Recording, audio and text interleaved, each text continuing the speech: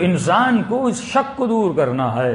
جیسے ڈر ہے، ڈر یقین کا نہ ہونے کا نام ہے، لیکن یہ ڈر آپ کو مولا کے وجود میں نظر نہیں آتا. وہ میدان جنگ ہو، وہ کہیں پر بھی ہو، اہل بیت اتنے مطمئن کیوں نظر آتے ہیں؟ کیونکہ یقین ہے. جب انسان یقین پہ آ جاتا ہے پھر اللہ کی آواز آتی ہے یرزقہ من حیث لا یحتسب، پھر میں وہاں سے اس کو رزق دیتا ہوں جہاں سے اس نے تصور نہیں کیا. یہاں تک کہ رسول خدا کو کسی نے کہا کہ یا رسول اللہ، جناب عیسیٰ پانی پر چلتے تھے، رسول خدا نے فرمایا اگر یقین کی منزل اعلیٰ ہوتی تو عیسیٰ اڑ بھی سکتے تھے، پرواز بھی کر سکتے تھے. یعنی انبیاء میں بھی مراتب یقین ہے، اور ہم اسی لیے فرماتے ہیں کہ اہل بیت کا یقین اعلیٰ ترین یقین تھا. وہ چاہیں تو پانی پر بھی چل سکتے ہیں، وہ اپنی ٹھوکر ماریں تو مردے کو زندہ کر سکتے ہیں. یہی مقام یقین ہے جو خدا کسی بندے کو دیتا ہے. اور اہل بیت فرماتے ہیں جب تو متقی بنتا ہے اور تقوی کی منازل کو طے کرتا ہے، طے کرنے کے بعد تو ایمان کی منزل پہ آتا ہے، ایمان کے بعد میں تو یقین کی منزل پہ آتا ہے.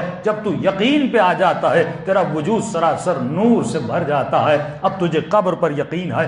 آج مسئلہ یہی ہے کہ ہم قبر کو مان تو رہے ہیں لیکن یقین نہیں ہے، ہم قیامت کو مان تو رہے ہیں لیکن یقین نہیں ہے. ہمیں یہ کہتے ہوئے تو بڑا اچھا لگتا ہے کہ خدا رزق دینے والا ہے اور اس پہ توکل کرو، لیکن جب رزق کی پریشانیاں آتی ہیں تو یقین نہیں ہوتا. مولانا کہاں سے ہوگا؟ جوان کو جب قرآن کی آیت پڑھ کے بتایا جاتا ہے کہ فرماتے ہیں کہ تم شادی کرو خدا رزق دے گا، کہتے ہیں مولانا کریں تو کریں کیا، آئے تو آئے کہاں سے؟ یعنی ابھی تک یہ اس کھلبلی میں ہے کہ میں کیا کروں. ایمان تو ہے لیکن یقین نہیں ہے، اللہ پر یقین نہیں ہے. اسی یقین کے نام کو کہتے ہیں کہ مولا علی فرماتے ہیں اس مقام پر جناب سلمان فارسی فائز ہے کہ کہیں بھی چلے جائیں، کوئی بھی مشکل ہو جائے، یہ یقین ہے کہ میرا پروردگار عالم مجھے دیکھ رہا ہے، اللہ دیکھ رہا ہے. فرمایا جب وہ دیکھ رہا ہے، اگر وہ دیکھ رہا ہے تو بیمار ہے اور تجھے ٹھیک نہیں کر رہا، اس کا مطلب وہ تمہاری بیماری پر راضی ہے تو تجھے بھی راضی ہونا چاہیے.